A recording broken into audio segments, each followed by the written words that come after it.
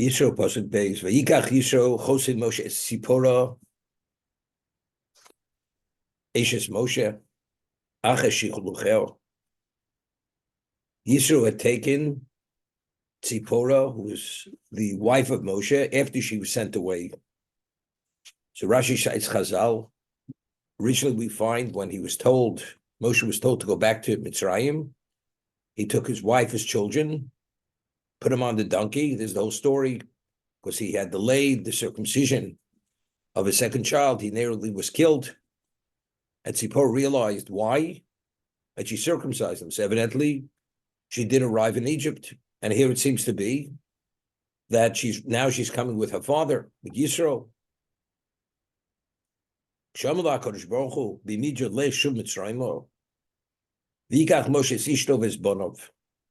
When Moshe was told to return to Egypt, he took, the Torah says explicitly, Ishtov Ezbonov.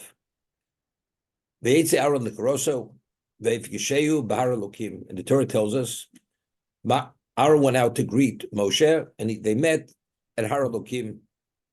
Aaron says to Moshe, "Who are these people?" This is my wife who I married in Midjan.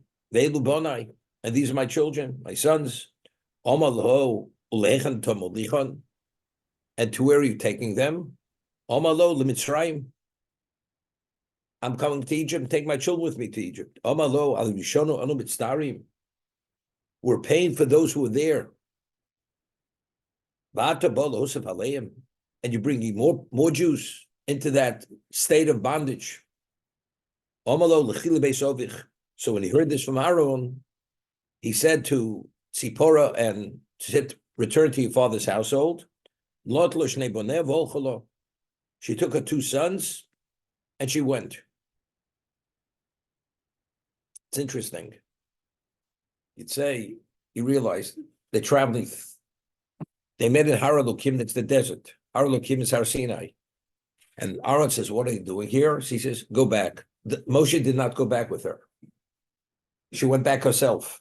You'd say he came with an entourage of people to protect her. If that's the case, he sent her back with those people, with the slaves, with those who accompanied them. When Moshe went to Mitzrayim, it just says Moshe, Tzipora, and his two sons. No one else was there. He sent her back by herself. It says, Not l'shnei b'nei v'chozra. She took her two sons, she went back.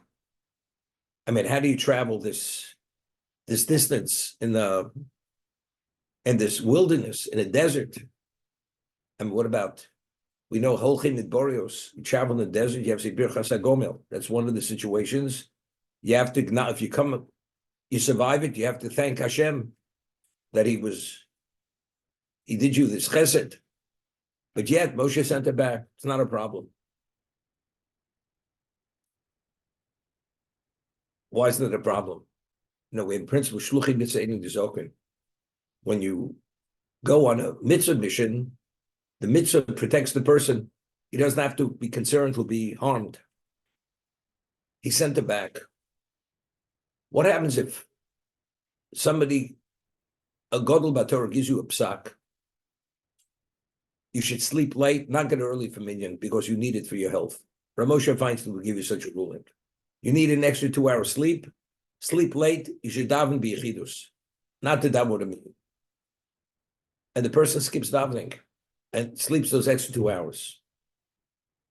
Because he followed the psak of the posek ador, the decider of the generation, the sleeping those 2 extra hours, that's a dvar mitzvah.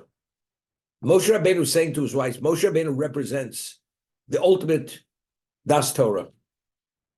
And this was supported by what? By Aaron. Aaron sharing with Moshe the reality of what Egypt's about. Evidently, Moshe wasn't aware, we'll discuss in a moment, the negative effect that Egypt would have on the Jews, although the bondage. The last 10 months, the Jews were in Egypt, there was no bondage. So they're going back, the bondage is still in effect to a small degree. Levi was not part of the bondage. So if Moshe comes with his children, they're not going to be part of the bondage. So you'd say the environment, other Jews are enslaved. But you realize it was just a few days. Soon after Moshe came, he started with the plagues. Makas Dam started. Even that, Aaron said it's too much. I mean, we're paying for the Jews who are here. You're bringing more Jews into this terrible situation to be compromised. Moshe, only Aaron appreciated how Mitzrayim deteriorated over these years, because the Jews were holding Mem Tashari Tuma at that moment. Already, they were holding there, or nearly there. Only Aaron, who was there, was able to make that evaluation. Aaron, Moshe coming from the outside, he wasn't able to make that evaluation. So when Aaron shared with him the reality of what that was, Moshe Rabbeinu gives a psak, return. You mean I'm going to travel myself in the midbar? Shluchim is saying in the Zokim, if Moshe Rabbeinu says return, now you're following the dictate of Moshe. Moshe's word is the word of Hashem. That's what it is. You have nothing to worry about. But what's interesting, I was thinking about it, just Hashem says to Moshe, return to Egypt. Immediately, he understands that to mean taking his wife and children. I mean, if Hashem did not want Tzipora and Moshe's children to go to Egypt, Hashem should say, Moshe, you go only by yourself, not with your family. Right? If you go for a business meeting, right? Some person wasn't at the zoo for 2 days. You think he had to go for business? Did he take his wife and children? It's not a vacation. Moshe Rabbeinu wasn't going to Egypt to go on vacation. So it's understood. Why is Moshe Rabbeinu taking his wife and children to Mitzrayim? He's going on a mission. The mission is the Gula. Klal Yisrael are in bondage. There's Mishibud L'Gula. And what was even the consideration to take his wife and children?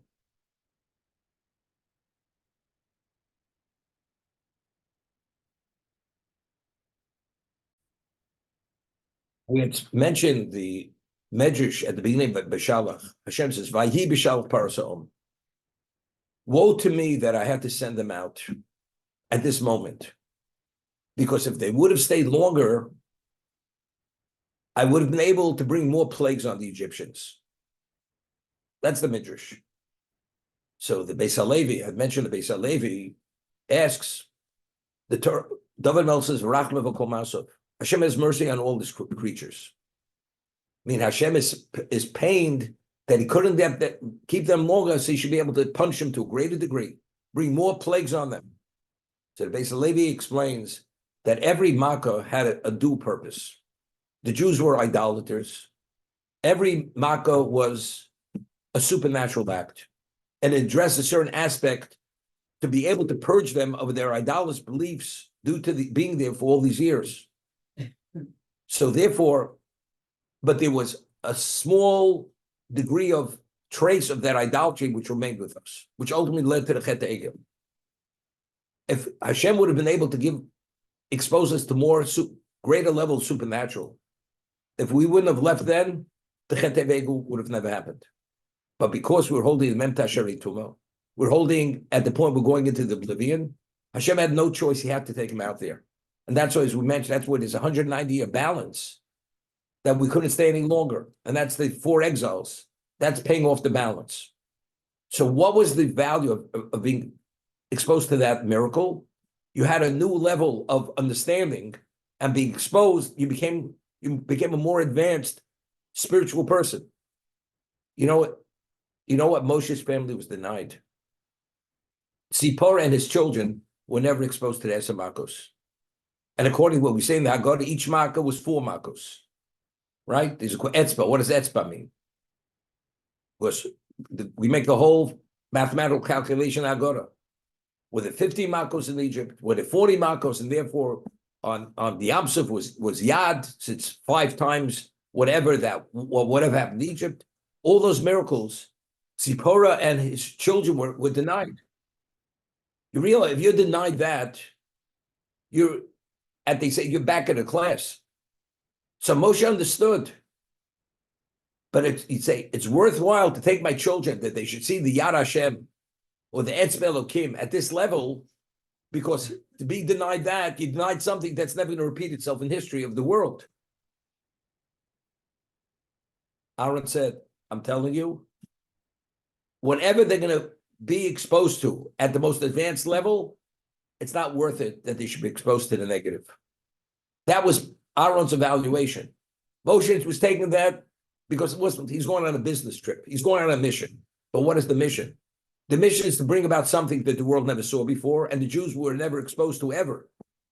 Their children are going to be beneficiaries of that, regardless of what the environment is, because that will purge it. Aaron says, not so simple. And Aaron and Moshe accepted Aaron's evaluation. He says to Tzipporah, and take them back. He accepted Aaron's psak.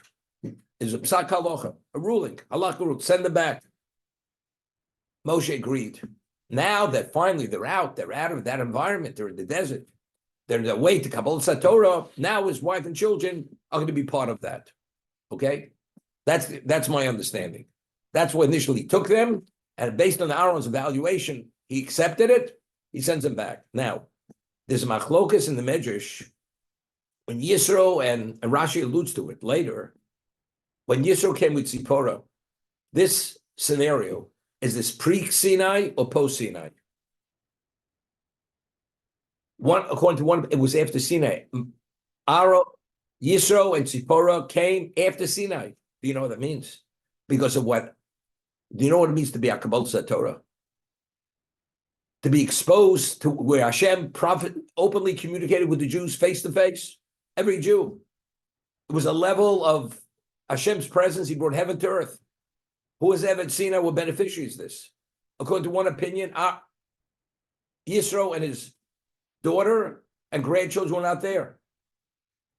Could you imagine Moshe Rabbeinu's wife and children were denied the experience of being exposed at Sinai? That was all based on the psak, the evaluation of Aaron, send them back. But there's a chance they may not make it to Sinai. Aaron says, even if they miss that, it's worthwhile they should miss Sinai. This is how extreme the effect of being in Egypt would be. According to the opinion they came before, okay, they missed Esamakos, but when you saw Sinai, that was beyond. But if you say they even miss Sinai, you know what this means. Now we have a little bit of an inkling of what the negativity of Egypt was, to what degree it impacted negatively on our Neshamos. And Aaron's ruling was, better they should not be there, even though you take a chance to miss Sinai.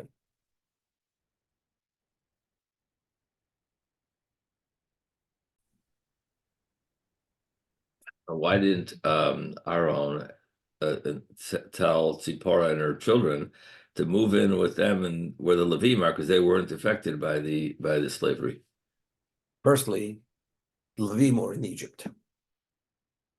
They were in Egypt like everybody else was in Egypt. The environment itself, and what is the indication? We find that Parshas Vayechi is Parshas Stuma. Right? It's a sealed portion. Why? Because when Yaakov passed away, Nismu Ineim Libim Shel Shel Me'ashibud.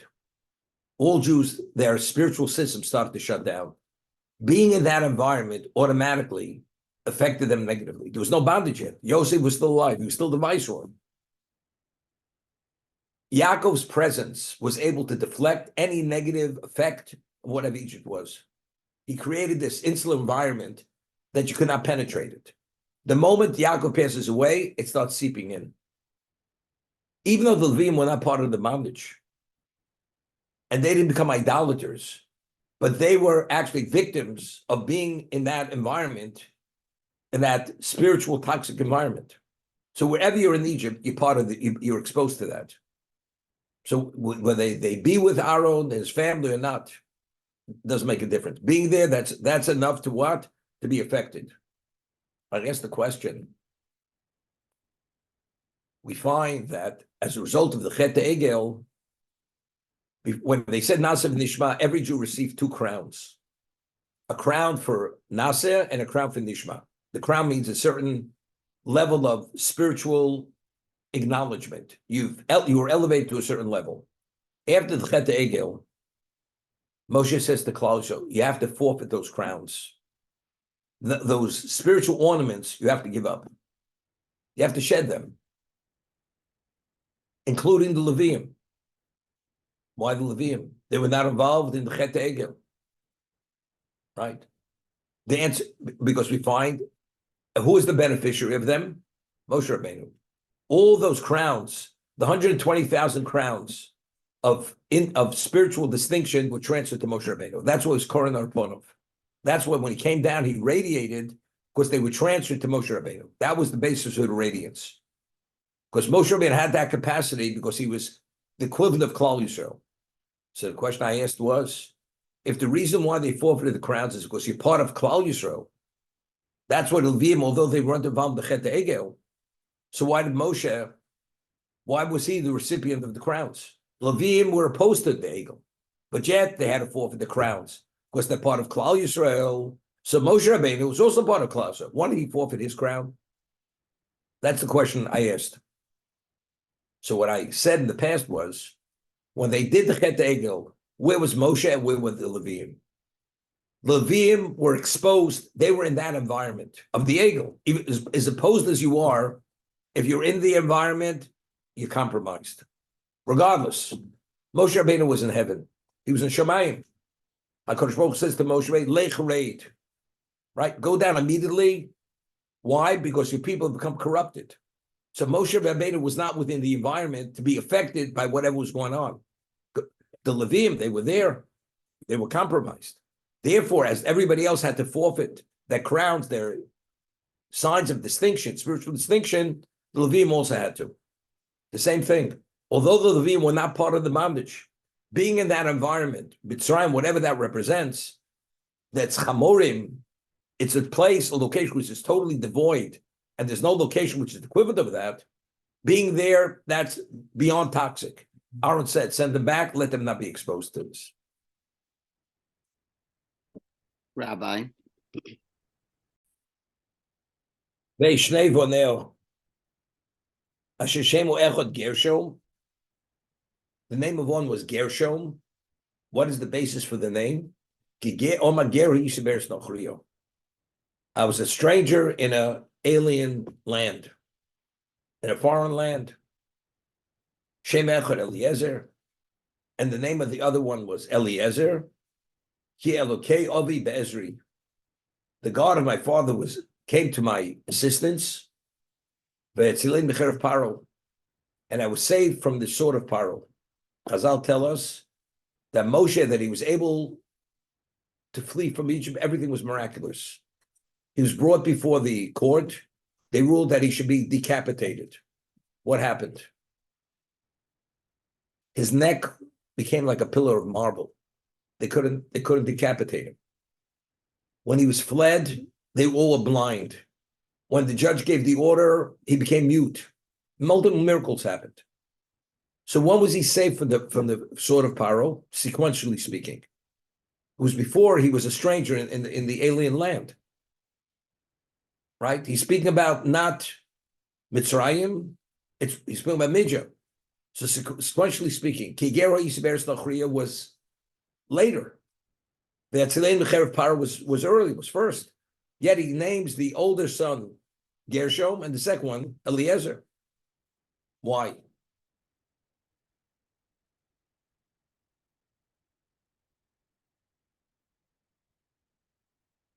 What would you say?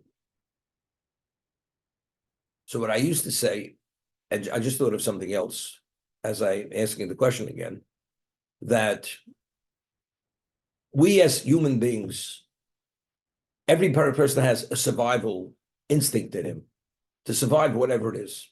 And therefore, when our environments change, we acclimate very quickly to the new environment. That's part of the survival technique.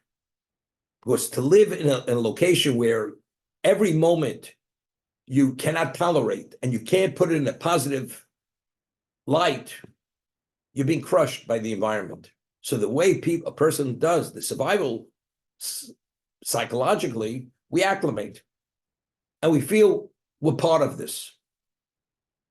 Moshe understood this. The first child of a person is most special. Gershom, I will always remember, regardless of the way they revere me, esteem me, and everything, I don't belong here. I am a stranger. This is an alien land. So whenever he thinks or refers to his child, Gary I don't belong here. And it continuously was beating in his brain, in his mind. This is not my place. As good as it is, it's not my place. Because otherwise you become compromised. That's why he named his first child Gershom, although sequentially speaking, he was first saved from the sword of Paro. That's what I used to say. He flees from Egypt. And now he's going back. Let's say a person had fled from a concentration camp. Because what he experienced in that camp was not to be fathomed the way they suffered. What they saw, the atrocities, the way they were tortured mentally, physically, everything. And what they witnessed every day. You want to flee from there. But maybe you're going from the frying pan into the fire. When a person is suffering at that level, you just want out. Even if you don't know where you're going. Is it going to be better? Maybe when they catch, you may be caught. You want out. But that's only because of the circumstance. Let's say Moshe Rabbeinu fled Egypt. He experienced miracles, he wasn't killed. But you know something? What is the value? Because ultimately, I'm going to come back. I'm going to come back. Let's say you'd have to be in Midian forever and die in Midian. What's the point of leaving, you know? Being in that environment, better be with the Jews or end your life. Because Moshe Rabbeinu understood that ultimately he's coming back and ultimately he's going to be the Goel. Just a question of when. Now when he's coming, when Eliezer was born, was on the way back, right? Because it says, Hashem says, go back. He was 7 days in the burning bush. That means Sipporah gave birth. He understands why is he going back. He's going back to be the Goel. Now it's real time. Now the value of it, Silei Mecher Paro, takes on that new value. Until he realizes he's going back, being saved initially, it's all theoretical. Someday I'll come back. Now it's real time. Now now he has a full appreciation what it means to be saved then, because he was saved then, now he's able to be the Goel. That's why he names the second child rather than the first child. Even though sequentially, the Yatzilenu happened first. Because now the value of that is now, because now that I was saved, is so I should be able to be the Goel at this moment. V'yavu Yisro Chosein Moshe, Ubanav Yishlo Moshe. Yisro, the father of Moshe. Again, we keep referring to him as the father of Moshe.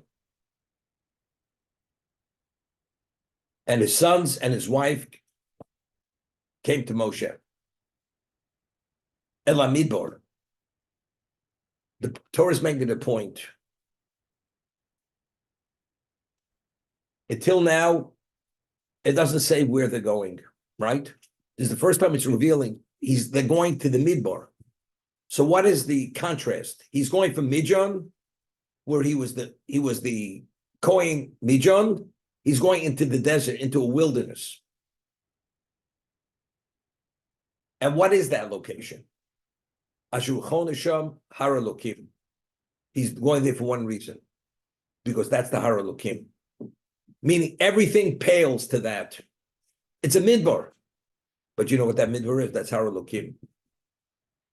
There's no Rechaim HaKodesh at the beginning, Parshas Bamidbar, where the Torah speaks about they had come to Midbar Sinai. We're talking about the Mishkan. So over there, we're talking about, we start from the smaller, we go to the greater. You speak the day, the month, the month of the year, and then the year.